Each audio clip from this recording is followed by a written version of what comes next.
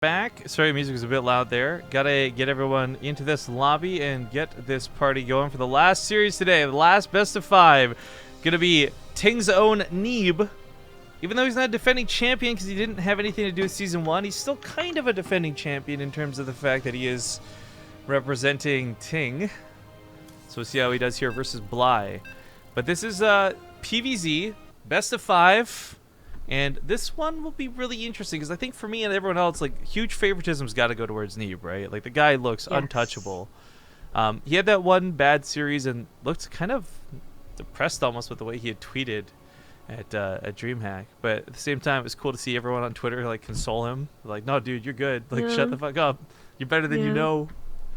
Feels, man. The feels. He's such a non-abrasive personality, right? That, like, I feel like a different person might not have gotten the consoling and whatnot, but everyone likes Neeb. Well, ladies and gentlemen, spawning in the bottom left side of New Gettysburg, we do have the red Zerg player, none other than the currently teamless Bly. In the bottom right has the blue Protoss. It is Neeb. So just taking a moment to back up. Has he had a second caster? I thought it was only one this whole time. Am I crazy?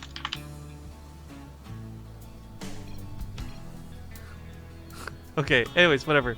No need to fight with TING TV. I was just confused because I was like, wait, did I like actually doing a double take? Anyways, 5 games remaining at max. It is that best of 5 finish to the round of 8. So spawning here where did interest? Excuse me. Spawning over here though. Whoa, whoa, whoa. It's a hatchery. Yeah. So we know Bly likes to get weird. We know he's got different strategies than most. But to proxy hatchery is actually almost, I would say, standard for him. We see him do this so much more than any sort of lurker push or broodlord play. Like, this is completely weird, and I don't know that Neeb's actually had a lot of practice against this. Maybe not. Maybe not. It is something that Bly has done before, but it is so inconsistent. It's like, when is he going to do it? The thing is I would say Neeb, it goes back to him having such like a non-abrasive personality. Like, he really actually doesn't, not to BBM, right? But like, he doesn't actually have one. He does scout too, which also really helps. But he's not, like, he doesn't seem to get phased very often. So you see something like this, and I can't imagine him panicking. Hang on, what was Bly trying to make him think? Like, what was that drone juke out, right? Like, what was that supposed to be about? He decides not to go through the middle of the map because if he wasted his time and a pylon got made, he'd have to back up and go all the way around again anyways. So he takes the long way around to the north. Spine crawlers are coming down. Now, versus Terran, we see Ravagers. Versus Protoss, we see spine crawlers. I mean, back in the day, what was it? Overgrowth and HOTS. Cats would do this and made this really popular. And we saw a lot of others like Sue and some adapt it. Bly's the only one who does this in Legacy of the Void, though. Like, really, the only one. Against Scarlet, like, once in a blue moon, but yeah, like, it feels so odd though, because this would work. Okay, so like we saw in Ruins of Endion, right? That was probably the most common for this specific, like, a spine crawler rush, not the roach rush. And I feel like a big part of doing it on that one is because your spines, if you built them, would actually hit a wall immediately. This way, you actually have to move the spine crawlers up a ways, which might give Neeb a bit more time. Yeah. But the creep does actually... I didn't think the creep would spread this far, but it does, even without the creep tumor. So he does just move those on up. Just on that comment for Scarlet, by the way, I feel like the only thing she probably does is after having talked with Bly. He'll probably, like, convince her, like, oh yeah, I did this sick, I had this great idea. Move. I mean, like, all signs point to this working. There's been nothing to stop this gateway, or sorry, excuse me, warp gate just got denied. I mean, this is a really terrible spot for Neeb. And let's not forget, oh my god, Queens with 8 range make this even grosser. You can't even use the Mothership Core to zone anything out. Oh, that is a great hidden buff, isn't it? It is, right? Oh, it's supposed to stop Liberators. Yeah, okay, so the Lings actually get through to the main and kill a lot of probes. Shout out to Bly and Neeb for using the correct mod for this, by the way. Hey! But Creep Tumor up on the high ground. Spine Crawlers up in the natural base. Warp Tech might not even finish this game. Neeb is so SOL right now, it's not even funny. And this blows me away. Not because of the hype for Neeb, not because you're like, oh, Neeb's such a good player, he should never lose. But it's more that Bly was able to pull off this once-in-a-while tactic against him, and frankly, it's working. It is. Having working This is gonna be game. This has got to be game right here. Well, it might not be about time for Neeb, who like still wants to try and use an army, but I do think it's actually over. Yeah, he did get a rowboat at the very least, and Immortal could break the spine crawlers. He didn't build a 7X core first. I mean, he built a Sentry, which is really good, but so he's got to wait a bit longer if he needs a second Sentry, or hell, if he wants to build more Stalkers. It's not gonna be happening soon. I don't. It's I want to say the Immortal had a chance to bring this. Block. Oh, the horse was a bit late. The lane's been around. I mean, Bly's only had 16 workers, so I mean, the thing that's weird to consider for everybody watching is like, if Neeb finds a way to actually kill everything, then Neeb wins this game. But I'll get no wall off. That's a nice probe pull. Kind of screws up his mining though. He needs to be mining. It's on the wrong side of the minerals. Wall off. Oh, motion probe was down to the queens, and everything went pretty topsy-turvy very quickly for the main base, and this is, I think, the point where no return. GG. All right, well, first game's gonna go to Bly. That when you see a proxy hatchery come down, you know that there's like, it's gonna be definitive. It's not gonna be trading. You're not gonna see like a macro game out of it. It's one way or the other. And for Bly, pulling that off after it was B scouted, like Neeb, I did not expect to have that much problems with that, but you know, I'm thinking back, right? Okay. And if this was, I'm trying to remember who, Mana? Is it Mana who always builds in his mineral line? I know Huck was another one. But I'm wondering if that was a Protoss player who played in his mineral line instead of putting the quick expansion, the quick wall off for the quicker expansion. Would that strategy even work? Probably would have been better for Neeb. But regardless of how he could have done that better, I think going back to just him being like this usually pretty calm, not really ever getting tilted guy, I still think I still give him the 3-1. See if Bly has any more tricks though. Illusions.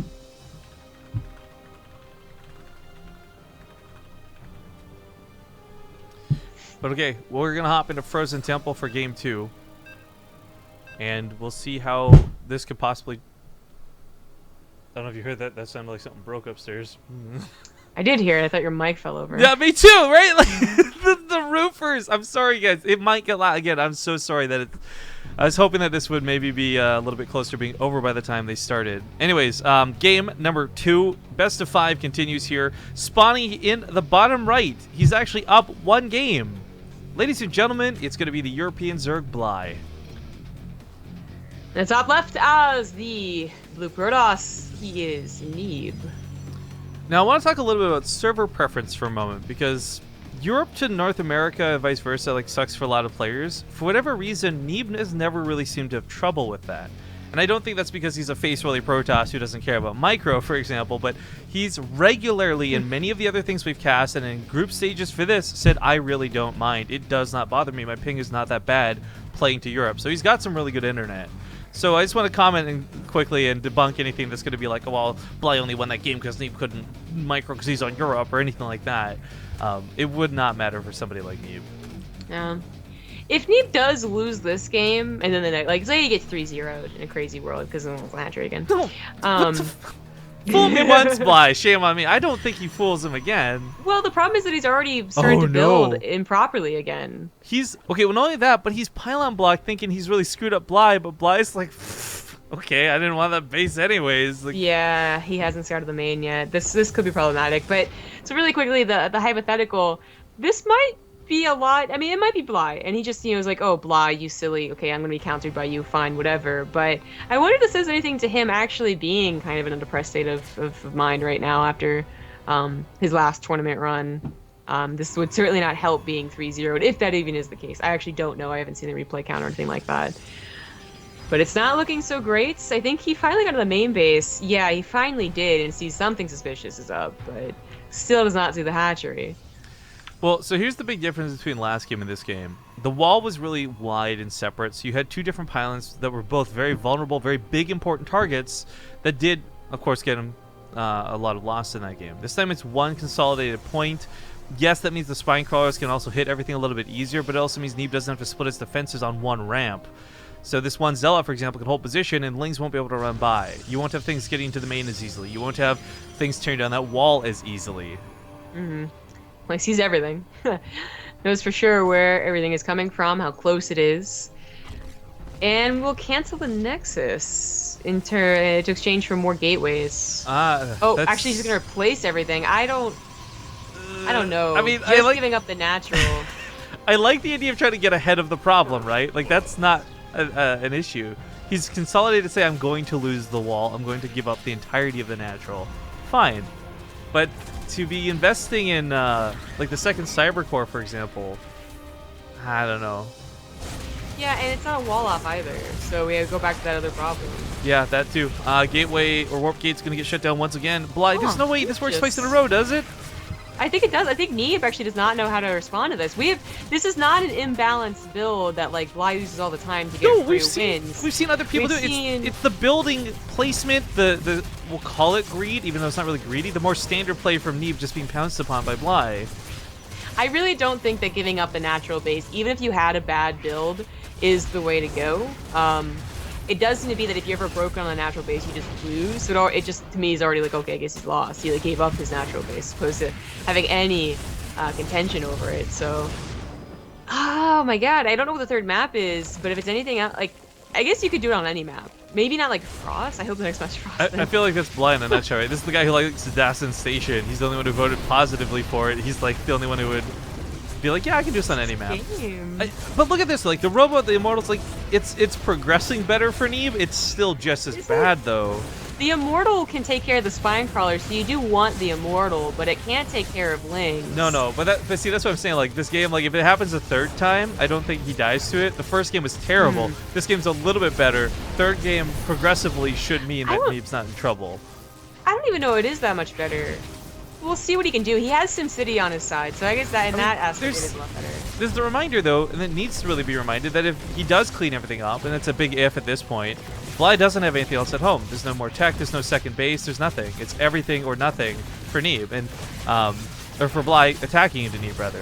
2 Immortals, a couple Sentries to get some good shots, but there's just so many Lings, and the attack cooldown on the Immortals is like the greatest weakness right now.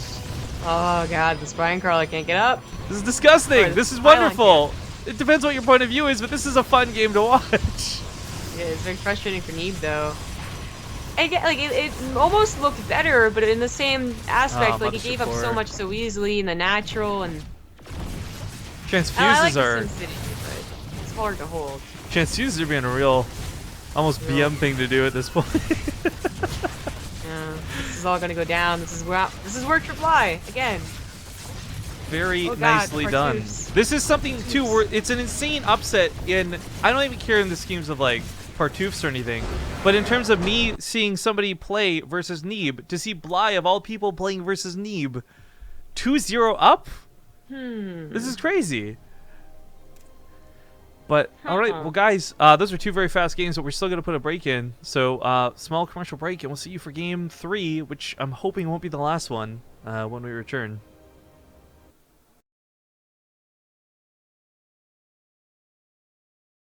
Alright folks, welcome back. Oh no, why is that not swapping? There we go.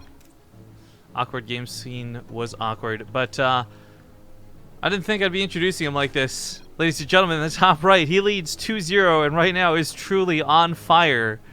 It's going to be the currently teamless Red Zerg player Bly. In the bottom left, as the blue Protoss, he is Ting's Neeb.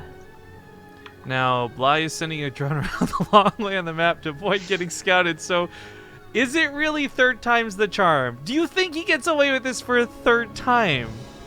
I don't know. I really would have preferred this being Frost, because just to like get back your mental state with a win with like a regular macro game would have been nice for Neeb, I think. Wait, but what's this? I guess it's gonna be gold base. That's a very odd way to go around then. I guess this way doesn't scout it by the probe. But it's a different type of proxy hatchery, so he still goes for it. Technically, yeah. No, but it does turn into a macro game though. Well, I mean, macro game in that it goes longer than like 5 minutes. It's like a questionable sense of the word, yeah. Yeah, because Bly could still use this to be aggressive. Certainly we saw that on Overgrowth, for instance. and Neeb could even scout this and also be aggressive himself, but it's longer than the proxy hatch, at least. So in that way, it's macro game. So don't get me wrong on this, right? Like, I'm just gonna hypothetical for a second. Let's say Bly 3-0s, right? That's really cool to see Bly, who's been struggling to get results more recently, take out somebody like Neeb and get as far into the Ting Open Season 2 as he does. On the other hand, though, it's not just that we expect more out of Neeb because of his results and he's a player and hype, overhype, whatever. But, you know, it's like the Ting player who is good, but he didn't play in any of Season 1. So this is really his first step into the arena, and to even just fall out of the round of 8 still isn't a bad first step into the arena, so to speak. Especially when you consider all the people who won Ting Season 1 are gone now. All the people. Yeah, Rogue have been the last one with Snoot, Mana, and Masa. Okay, he finally checks. Luckily, if you do scout something odd from Bly, there's kind of like a checklist, right? There's the proxy, you didn't do a proxy, and then there's the gold. There is a gold in the space, let's go check it. So he does know what's up. I am very curious, though, as to what Bly will be using this for. Like, when you could do a gold base on Overgrowth, there was 2, 3, I mean, maybe even 4 ways to actually follow through with it. Yeah. And Bly could do every single one of them. I do want to point out, by the way, we discussed the Partoufs during the ad break. We looked over the bet numbers, and for those who want to know the finalized count, there's currently 44,000 bet on Neeb, 11,000 bet on Bly. So those who have the faith in the Zerg race may get rewarded today. It's still a bit early to say, as we are just in the fresh steps of Game 3, but it's just... I don't even know what to call for this. We haven't seen anyone take a proxy gold base since, really, like, Heart of the Swarm. Although, no, I take that back. DeMuslim... Did you see DeMuslim after we hosted him yesterday at all? No. His first game he played was a really scrappy TVT that was like 40 minutes long, and I was like, what happened? And he goes to the replay, and it's Datsun Station, and he lifts to the gold right away. I mean, that's pretty funny. I think it's denied by 2 Reapers. But then leads into a 40-minute game that he wins, so I don't know. That's good or bad, depending on how you look at it, I guess. So anyways, we haven't seen a lot of this, is my point still. And this will be very interesting to see if it works out for Bly or not. Now, again, because some people misunderstand how gold minerals work, do want to just emphasize that it doesn't mean that you get like insanely more. It's not like having 12 mules on the base. It just means you need 12 workers instead of 16 to fully saturate it. Oh, excuse me. Yeah, so he's got it nice and fully saturated, even a little bit over. Oh, overload drops. Gases. Another classic Bly move. I mean, maybe Neeb didn't do any homework going into this. I mean, these, like, I will say the 2 proxy hatcheries back to back are a little bit awkward, but like link drops, especially on top of everything else, like this is all so very much just Bly in a nutshell. It is. I don't know. I think everyone knows what Bly is roughly up to, but he is bringing back the proxy hatchery with a vengeance, and maybe that is because of the queen range difference. That can help get things started a little bit easier with that +1. Or maybe it's just he's trying really a lot of different things to bring him back from his own slump, as we talked about earlier. Yeah. Some players really bob and weave in and out of things like that. But anyways, Ling's not quite going to get into the base. Odd SimCity. It works, though. Just the 2 gateways popping out. It's so weird. Free pylon on the right side, but this was mostly, I think, just a scout anyways. It's not like we had proxy stargates amongst the sides of the base or anything like that. I say proxy, but I mean regular. Uh-oh. Bly's putting a lot of roaches. Neeb hasn't scouted this quite yet, and he's trying to get a 3rd base up. Yeah, meanwhile, Bly's actually... He's screwed with the mining a little bit. He's actually killed a pylon, he killed another one breaking into the base and supply block Neeb, who has decided to take a big turn to the left and go northwards instead of actually moving towards that gold base. As Bly's roaches come out, they do have the ability to chase, and there's a lot of roaches. Yeah, there's actually an interesting dynamic, of course, where there is enough roaches to take care of the adepts, but at the very least, Neeb has stopped the roach push. His roaches have to come back and do this. Yeah. Again, he might not get a lot of drones. His adepts might just die. Well, hang on, though. Any amount of drones he gets is going to be great. Look at Bly's already low worker count. Despite the fact that it's a gold base, it's still only 27 workers. I think this is very worthwhile, just getting the minerals. Ooh, he gets caught, though, on the way off out. mining. The drones off mining. He does, but I think he did a lot to help him here. He did buy some time to get his production going, but it's still maybe not enough. Like, if the Robo has an Immortal building, I'm like, okay, but it only just finished. And then Immortal is going to take a while to get out. This is still very scary. Bly is going for the rocks, too. Yeah, but the SimCity for Neeb wasn't dependent on the ramp, it was dependent back here, so he's still going to be okay even with those rocks being down, at least in terms of like run-bys. But a full frontal assault, this might catch him off guard, be on the wrong angle. In fact, definitely going to. Neeb's army supply just isn't there right now. The Immortals are on the way. If Bly waits 30 seconds, maybe a minute, I think Neeb can take this army on. But right now, there's not enough pylons in position to overcharge. Oh, is this Robo Artosis pylon? Oh, God. Is this pylon going to ruin the game? Oh, my God. Ruined! This is Bob Ross levels of ruined, and there's not going to be any saving coming behind it. GG! That's going to be it! Bly with the 3-0! Upsets everybody everywhere! Oh, no. God, so, I mean, on one hand... absolutely. On one hand, congratulations to Bly. On the other hand, like, I don't know what just happened with Neeb. This 3 games of different cheese, or same cheese, whatever. 3 owned by Bly is still where I'm just getting confuddled here. But here's the thing, right? How much did Bly really win? Because what Bly just won was a ticket to the Beyond show. Yeah. Not at all what I expected. Nurchia also going down with another 3-0. That was unexpected. And I guess it was a day of the unexpected. Rogue also lost. This is going to make for the most strange, but I think interesting semifinals. Because on one hand, you've got Solar and Patience. That's basically an Alima League finals right there that we've seen happen many times. Then on the other hand, you got Bjorn versus Bly, which is weird as hell. And Solar versus Bjorn, should those end up being the victors of each respective series, they've already played a bunch, and Bjorn wins every time. Yeah. Then on the other side of it, let's say it's Patience versus Bjorn. Sorry, Bly, I love you. I'm not trying to count you out here, but let's say it's Patience versus Bjorn. Bjorn's not faring well versus Protoss at all. So there's this bracket prediction thing Ting has set up for you to win prizes with, but good luck with that, because the 4 players are the least easy to predict players that remain. That could just have made roll the a dice and put it randomly. I think the only thing you off. could guess on and actually be absolutely correct on would be Bly making it, or sorry, Beyond making it to the finals. Again, I love Bly. Maybe his crazy tricks work versus Beyond because we talk about early game versus late game, and Bly doesn't play for the late game. But either way, GG's. That's going to wrap everything up here for the Ting Open. So Jesse will probably be advertising the link in chat. If you are American and you want a chance to win a brand new phone worth hundreds of dollars on top of a $150 credit for Ting, if you want a chance to win some swag, if you want to predict those brackets, stick around in chat. I'm sure Jesse will have some information for you. We'll, of course, be updating the bot later as well and putting messages out on Twitter so you guys can get in, even if you are a little bit late to the party and watching this broadcast through VODs or something later. But big thank you to everybody for tuning in. I will say we're going to play some commercials. We'll come back and do our sponsor shoutouts at the very end of this.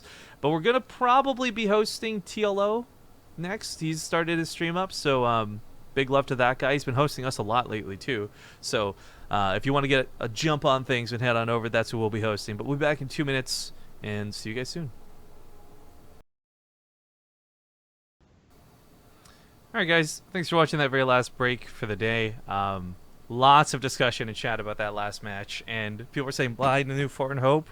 I mean, let's be honest, every new day somebody else is the new Foreign Hope. But Bly has been consistently placing better. He's been doing well in all of his DreamHack performances, especially for a player who doesn't have a team supporting him behind it. And seeing him do well here in the Ting Open is certainly nice, albeit very surprising. But those builds were just disgusting. I'm not gonna lie. Like, it's just gross to watch how well that worked against a player like Neeb. Yeah. But of course, big shouts to the tournament sponsor guys, Ting. You guys can help us out by going to bttv.ting.com. Really, it's a service only for those in the United States. They might be able to help you save some money with your phone bill. They apparently have new pricing coming in August.